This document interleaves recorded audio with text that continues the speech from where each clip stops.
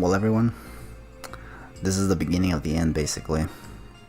Because we're very, very close to finishing with these battles from Omega Ruby and Alpha Sapphire.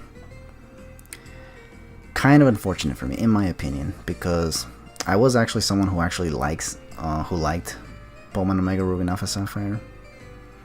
I actually grew up with Pokemon Omega Ruby and Alpha Sapphire in the form of the original Ruby and Sapphire games.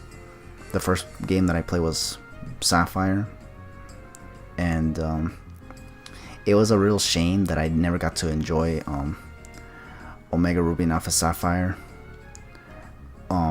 for its entire life expectancy. In fact, I only played the games like on the last year, or at least competitively. I started playing it in the last year of its run, basically, because Omega Ruby and Alpha Sapphire surprisingly had like 2 years of being played by everybody, basically.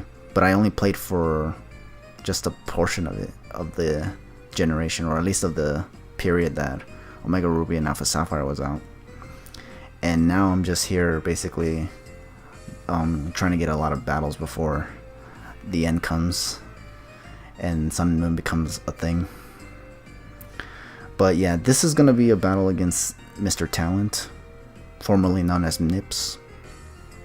This is actually the last battle that I had before Sun and Moon's release, because I do have a few more battles in which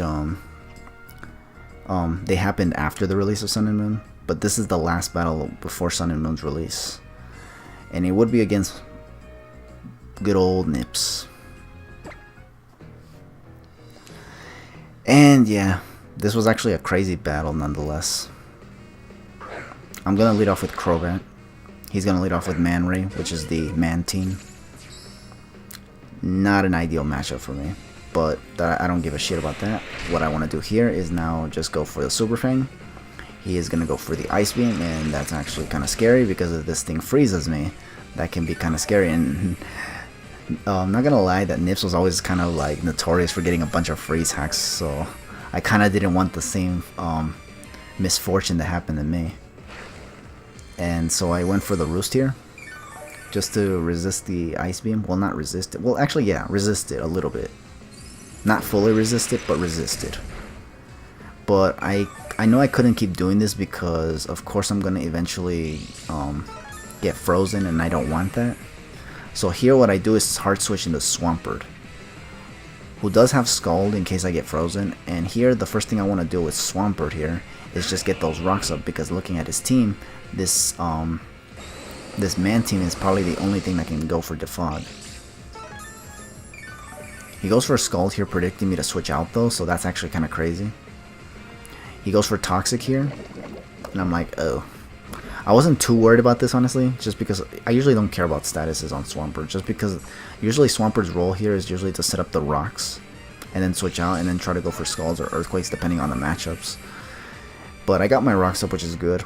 And then here I switched out into Serperior. I was expecting him to go for a Defog here, but I think here he makes quite a read, actually.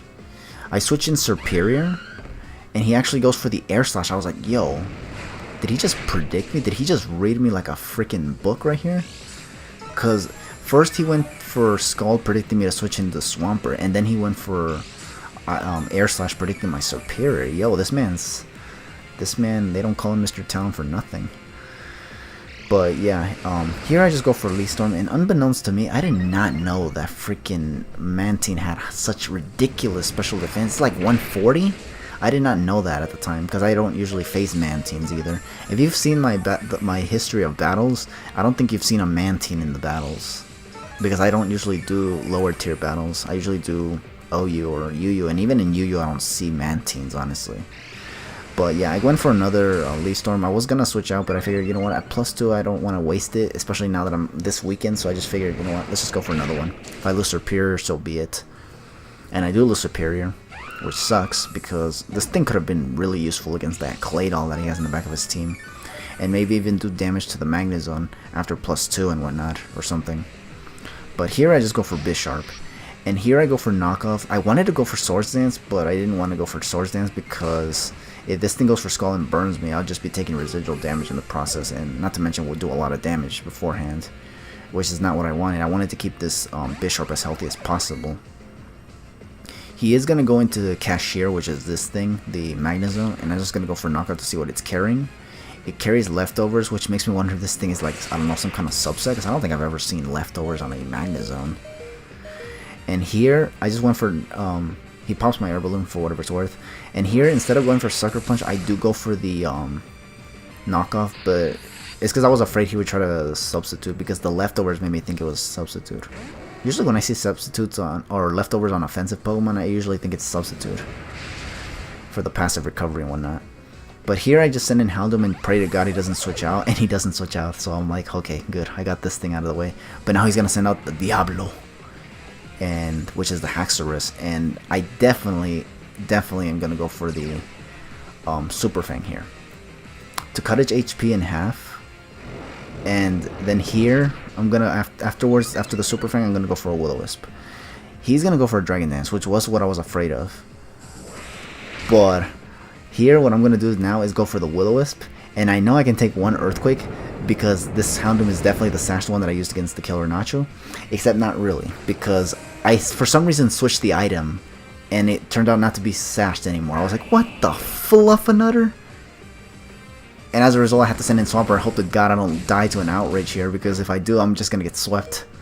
Thankfully, my Swampert was bulky enough to take that, and once again, saving my rear end from this Haxorus, because if this Haxorus got its way, I would have lost right there, but I didn't. Once again, Swampert saving my rear end from these sweeps that everybody's trying to set up on me.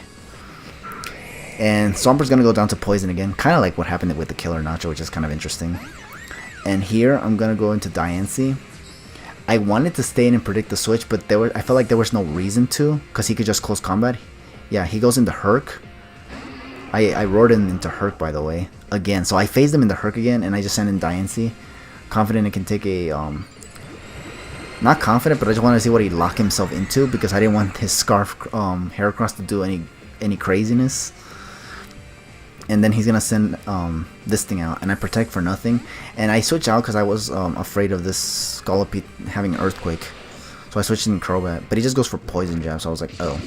So it doesn't carry the Earthquake then, probably. And it's Life Orb too, so if I can cripple this thing up, thanks to the rocks that I have set up, I can be in a good position maybe. Maybe, just maybe. Because right now I've lost a lot of Mons. I lost Swampert, I lost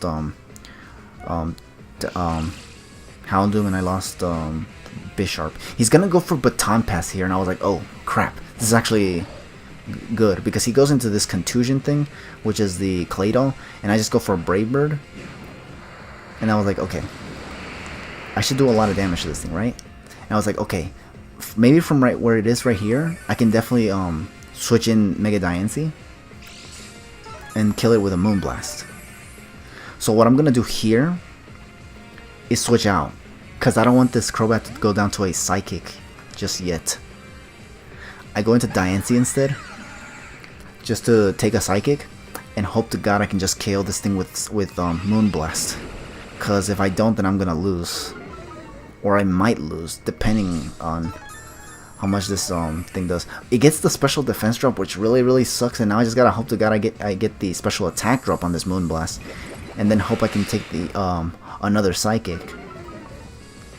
And I do get the special attack drop, but this thing, so I forgot that this thing is also part ground type, and it's gonna also carry the Earth power. So I was like, oh shit! So I lose Mega Diancie, but I did weaken it enough with Moonblast. So from here, my Crobat should be able to take literally everything else on the team. Because now the only thing that is scaring me right now is that I might go down to recoil damage, because right now the only move I can go for is Brave Bird. I cannot hold back on anything. I can't even go for Roost. I have to just go straight for the offensive, because any of his remaining mons can just set up and just get away with sweeping me.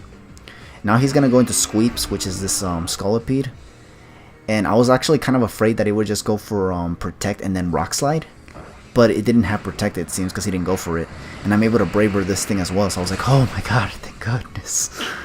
And I get a crit that doesn't matter, and I do take out this Scolipede, and now I have to see. I was still thinking, okay, Is that Herc scarfed? I gotta dodge a Stone Edge if so, because that's the only way it's gonna kill me. Mega Horn in close combat won't do anything, and it takes rocks damage. But surprisingly, this Herc is actually Mega Heracross. I was like, yo, I can probably win this then, because there's no way Mega Heracross can be scarfed, and I'm just gonna Brave Bird this thing. So I was like, yo, can I actually pull this win off right now? I just gotta make sure I don't lose to recoil, and I don't go down just yet. I am at red HP, and thanks to the Black Sludge, I'm actually getting some HP back. But now he does have one last Mon left, and it's the Diablo, which thanks to Houndoom and Super Fang, and the fact that Swampert phased it out earlier, I should outspeed it, and I should be able to take this thing out with Crobat. So holy cranberries! Despite being down, despite being 1 in 4, I actually brought it all the way back with just Crobat. That's crazy. That my Crobat of all Pokemon on my team was able to finish this entire match against my boy Mr. Talent with Crobat. That's crazy. Once again, good game to Mr. Talent, but holy cranberries, that was just so crazy. I did not think that my Crobat was going to be able to pull it off. I kept thinking, first of all, I thought that the Contusion was going to protect and go for Rock Slide, didn't. I thought the Heracross was going to be Scarf and go for Stone Edge, but didn't. And holy crap, I just thought, and on top of that, with all the 4 Mons that he had left on his team, I thought that if I was able to take everything out, then I might actually go down to my own recoil, but that didn't happen either. So I was able to just get my last win here against my boy NiPPsx before the release of Sun and Moon. And yeah, good game. Thanks for watching. I'm not done with Omega Ruby and Alpha Sapphire just yet. I still have 3 more battles to post, and these are all gonna be post Sun and Moon, like post Omega Ruby Alpha Sapphire. It's gonna be like when Sun and Moon has already been released, and it's gonna be when some people were looking forward to battling me in that, thankfully. But for now, take it easy, and I'll show you guys those other battles later.